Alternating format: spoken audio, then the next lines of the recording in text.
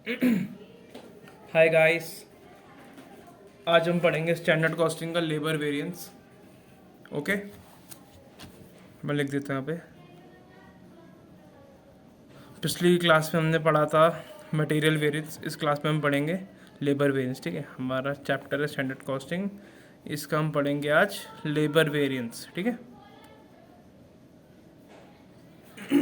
तो आज मैं आपको लेबर वेरिएंस एक क्वेश्चन के थ्रू समझाऊंगा पूरा। ठीक है, तो हम अभी बैठ के क्वेश्चन देख लेते हैं अपना। ठीक है, मैंने स्टैंडर्ड डिसाइड करा है।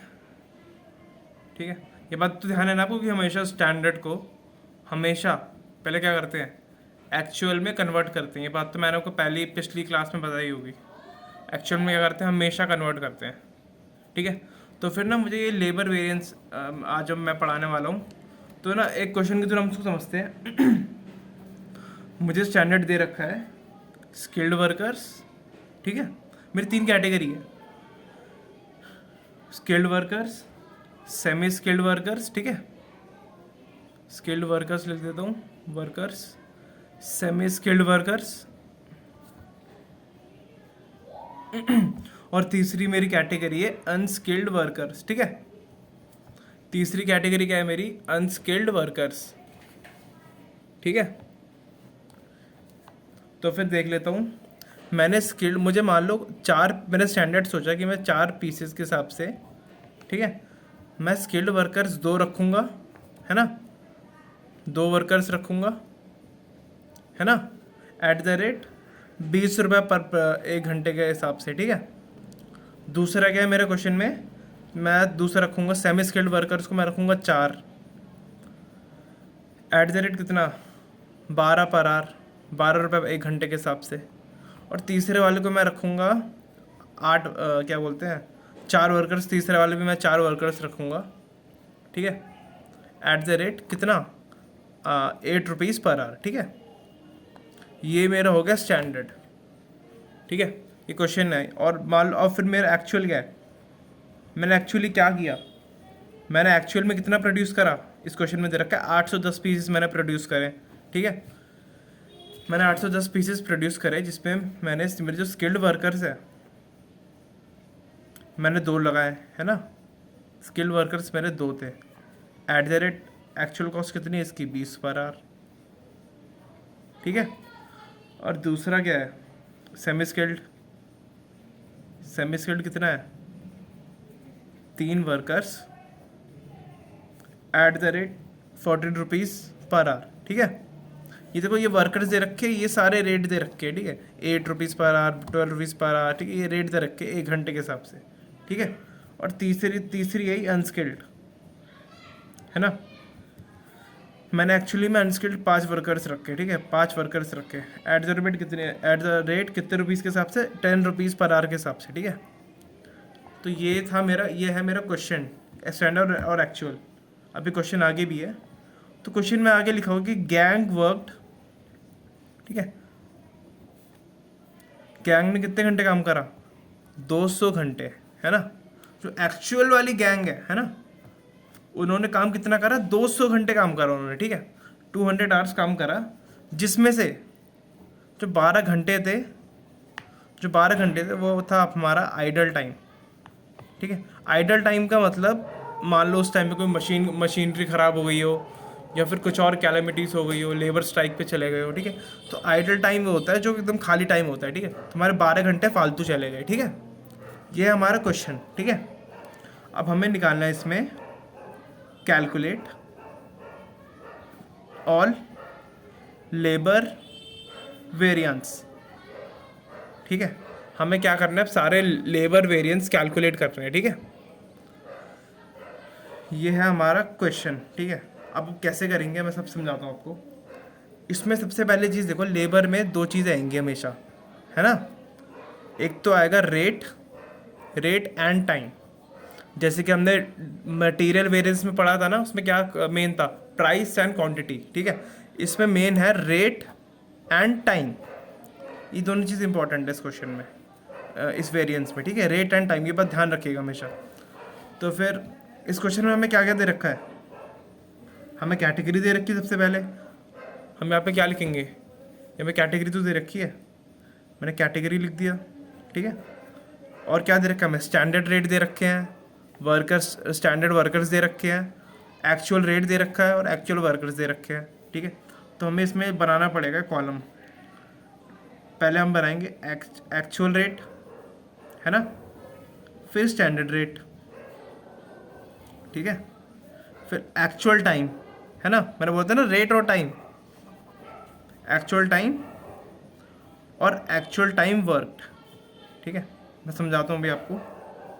फिर आएगा स्टैंडर्ड टाइम और फिर वही है रिवाइज स्टैंडर्ड टाइम, ठीक है। ये हमारे मेन चीज़ है इसमें, ठीक है।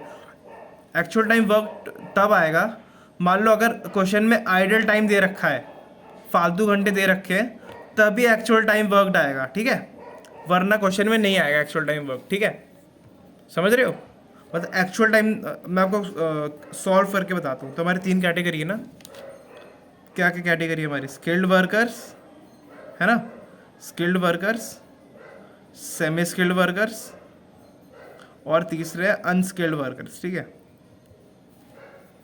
समझ गए। अब एक्चुअल रेट कितने दे रखे हमारा, 20, 14 और 10, ठीक है। 20, 14 और 10 ये हमारा एक्चुअल रेट दे रखा है, ठीक है। तो क्या लिखते हैं हम, स्किल्ड का दे रखा है 20, सेमी स्किल्ड का दे रखा है हमें 14 और अनस्किल्ड का दे रखा है 10। तो लिख देते हैं हम यहाँ पर 20, 14, 10। और स्टैंडर्ड रेट कितना दे रखा है आप हमारे अपना हमें 20, 12 और 8, ठीक है। तो लिख देंगे 20, 12 और 8, ठीक है। अब हमें निकालना है एक्चुअल टाइम, ठीक है, कि एक्चुअल टाइम टीम ने कितना, गैंग ने कितना काम करा। तो हमारे पास कितने घंटे थे, 200 घंटे थे ना, 200 घंटे थे हमारे पास, है ना, 200 घंटे तो लिखा है। तो फिर क्या करेंगे हम, अगर 200 घंटे को अगर हम इससे मल्टीप्लाई कर दें 2 से, तो फिर हमारे पास स्किल्ड के आने जाएंगे कि कितने घंटे काम करा है। 200 घंटे थे, है ना, ये हमारी टीम है एक्चुअल के हिसाब से। तो मतलब हमने 200 घंटे में 810 पीसेस प्रोड्यूस करे हैं, ठीक है। और हमारी ये कैटेगरी थी, ठीक है, समझ रहे हो। तो फिर हम क्या करेंगे, अब इसको मल्टीप्लाई कर देंगे सबको, ठीक है। अब हम ये 200 घंटे को वर्कर से मल्टीप्लाई कर देंगे, ठीक है। तो मल्टीप्लाई कर देते हैं हम यहाँ पर 200 इंटू 2, ठीक है। मैं कितने भी पढ़ा रहा हूँ अभी, एडी बस,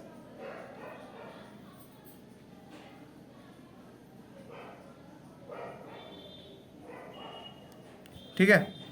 तो ये हमारे 200 घंटे हैं और स्किल्ड वर्कर से 2, ठीक है।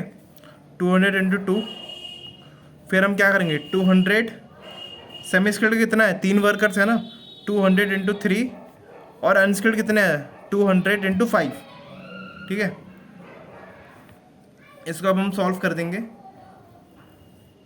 ठीक है। इसको हम क्या कर देंगे सॉल्व,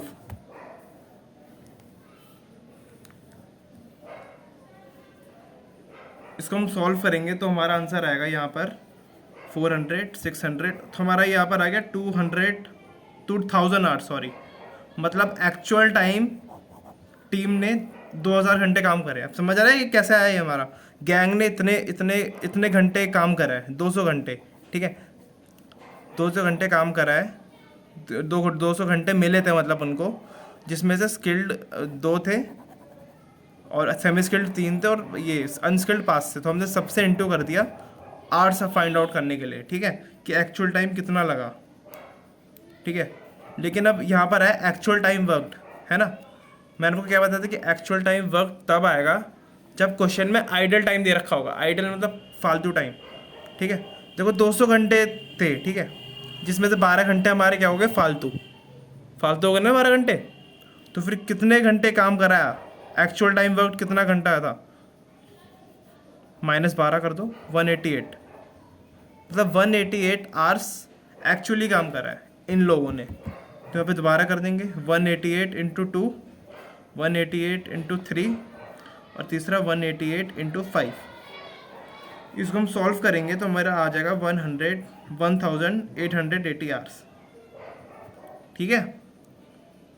मतलब एक्चुअल मतलब उनको 200 घंटे ये 200 घंटे के हिसाब से है काम, और ये 188 आवर्स के हिसाब से, क्योंकि 12 घंटे हमारे आइडल टाइम फालतू टाइम थे, ठीक है, तो फालतू टाइम चला गया, ठीक है। अब हमें क्या, अब हम यहाँ पे स्टैंडर्ड टाइम कैसे निकालेंगे बताओ। देखो तुम मुझे ध्यान से देखो, हमें 200 घंटे मिले थे 810 पीसेस बनाने के लिए, है ना। मैंने क्या बताया था कि स्टैंडर्ड का एक्चुअल के बराबर होना ज़रूरी है, लेकिन स्टैंडर्ड देखो यहाँ पे 4 पीसेस का दे रखा है और एक्चुअल अपना 810 पीसेस का है ना। स्टैंडर्ड हमारा 4 पीसेस का दे रखा है और एक्चुअल 810 पीसेस का है। क्या ये दोनों सेम है?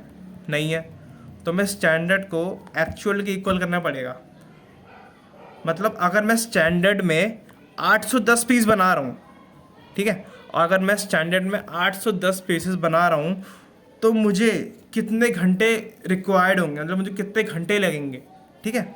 तो मैं यही कैलकुलेट करना है, ठीक है। यहाँ पर देखो स्टैंडर्ड में हमारे पास कितने कितने पीसेस बना रहे हैं हम, 4 पीसेस है ना।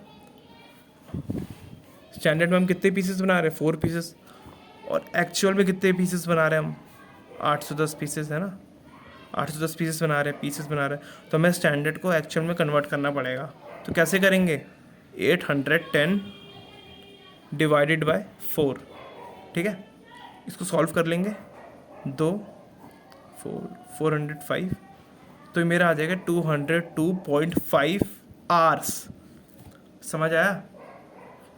202.5 आवर्स क्या है ये, कि अगर मैं स्टैंडर्ड के हिसाब से 810 पीसेस बनाता हूँ, है ना, तो मुझे कितने घंटे लगेंगे, 202.5 आवर्स लगेंगे मुझे, ठीक है, 810 पीसेस बनाने में। अगर मैं स्टैंडर्ड के हिसाब से चलता हूँ, अगर मैं पूरे स्टैंडर्ड के हिसाब से चलता हूँ तो मुझे 202.5 घंटे लगेंगे आउटपुट बनाने के लिए, ठीक है, इतने 810 पीसेस बनाने के लिए। अब समझ आया आपको? तो हम यहाँ पे स्टैंडर्ड टाइम भी कैलकुलेट कर लेंगे, कितना आएगा। स्टैंडर्ड कितना दे रखा है यहाँ पर, 2, 4 और 4, और हमारे घंटे कितने हैं, 202.5 आवर्स। तुम क्या करेंगे, 202.5 को स्किल्ड कितना है यहाँ पर, 2, स्किल्ड 2 ही तो है, स्किल्ड 2 है अपना, ठीक है। 202.5 को इंटू क्या करेंगे, 4, 202.5 को किससे इंटू करेंगे, 4 से भी, है ना। क्योंकि ये 2, 4, 4 ही तो दे रखा है, हमें एक्चुअल टाइम स्टैंडर्ड टाइम निकालना है यहाँ पर, ठीक है। तो फिर इसको हम कैलकुलेट करेंगे, तो फिर हमारा ये कितना आ जाएगा बताओ, ये हमारा 405 आवर्स आ जाएगा, है ना। ये हमारा आ जाएगा 810 आवर्स, ये भी हमारा 810 आवर्स आ जाएगा। तो इसको अगर हम कैलकुलेट करेंगे तो 2025 आवर्स आ जाएंगे, ठीक है, यहाँ पर स्टैंडर्ड टाइम के हिसाब से, ठीक है, 2025 आवर्स। समझ गए? अब रिवाइज स्टैंडर्ड टाइम है ना, आर एस टी का मतलब क्या होता है, आर एस टी का मतलब होता है कि अगर मैं एक्चुअल घंटे के हिसाब से, अगर एक बार ध्यान रखना, अगर क्वेश्चन में आइडल टाइम दे रखा होगा, अगर क्वेश्चन में आइडल टाइम दे रखा होगा तो फिर जो आर एस टी है ना, वहाँ पर एक्चुअल टाइम का टोटल नहीं आएगा, एक्चुअल टाइम का टोटल नहीं आएगा, वहाँ पर हमेशा एक्चुअल टाइम वर्क का टोटल आएगा हमेशा, ठीक है।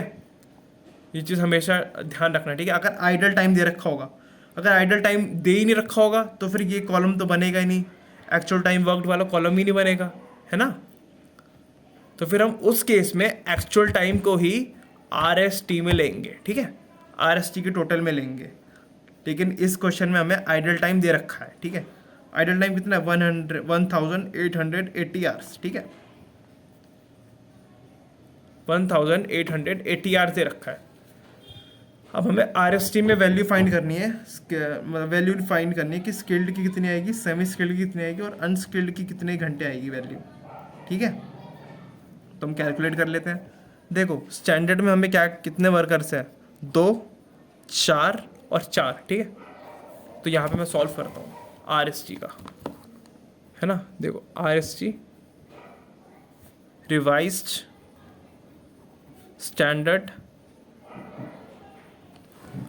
स्टैंडर्ड टाइम बोलते हैं इसको, ठीक है, रिवाइज स्टैंडर्ड टाइम। समझ आया? तो इसको हम कैसे करेंगे? देखो हमें स्टैंडर्ड में क्या क्या दे रखा है, 2 वर्कर्स, 4 वर्कर्स और ये भी 4 वर्कर्स, ठीक है। तो हमें इसमें भी रेशियो फाइंड आउट करनी है, 2:4:4, ठीक है, ये भी रेशियो है। इसको हम सॉल्व कर लेंगे, 1:2:2 ये हमारी रेशियो आ जाएगी, ठीक है। 2 1 जा 2, 2 2 जा 4, 2 2 जा 4, ठीक है, समझ गए ना आप, रेशियो तो करी होगी। अब हमें इस रेशियो के हिसाब से इस घंटों को डिवाइड करना है। स्केल्ड का कितना आएगा, सेमी स्केल्ड का कितना आएगा और अनस्केल्ड का कितना आएगा, ठीक है। हमें रेशियोज़ के हिसाब से डिवाइड करना है। तो कैसे करेंगे हम यहाँ पर, 1880 आवर्स इंटू 1 अपॉन कितना है 1, पर इसका टोटल कर लेते हैं। 1 + 2 कितना होगा 3, 3 + 2 होगा 5, ठीक है, 5 है ना। अपॉन में क्या आएगा फिर यहाँ पर, पहला स्केल्ड का फर्स्ट एक है ना, तो 1/5 नहीं आ जाएगा, तो 1/5 ये स्केल्ड का हो गया। दूसरे का कितना हो जाएगा, 1880 अपॉन 2/5, ठीक है, ये आ जाएगा, ठीक है, इंटू 2/5। और अनस्केल्ड का भी इतना ही आ जाएगा, ठीक है। इसको अगर आप सॉल्व करोगे तो फिर यही आ जाएगा अपना, ठीक है। तो इसको मैं लिख देता हूँ कितना आंसर आया, या पहला वाला आ जाएगा अपना 376 आवर्स, ठीक है। दूसरा वाला अपना आ जाएगा 752 आवर्स, ठीक है। और तीसरा वाले अपन कितना आ जाएगा 752 आवर्स, ठीक है, समझ आ गया। तो रिवाइज स्टैंडर्ड टाइम कितना आ गया हमारा 376 आवर्स, 752 आवर्स और 752 आवर्स, ठीक है। तो भाई बधाई हो, हमारी टेबल बन चुकी है, ठीक है। हमारी ये टेबल बनना सबसे इम्पोर्टेंट काम होता है। अगर टेबल बन गई तो बस वैल्यू डालते जाओ, अपने आप आंसर आते जाएंगे, ठीक है। तो भाई बधाई हो सबको, हमारी टेबल बन गई। तो फिर पहला वेरिएंस कौन सा आता है, डायरेक्ट लेबर कॉस्ट वेरिएंस, ठीक है। पहला वेरिएंस आता है डायरेक्ट लेबर कॉस्ट वेरिएंस, ठीक है।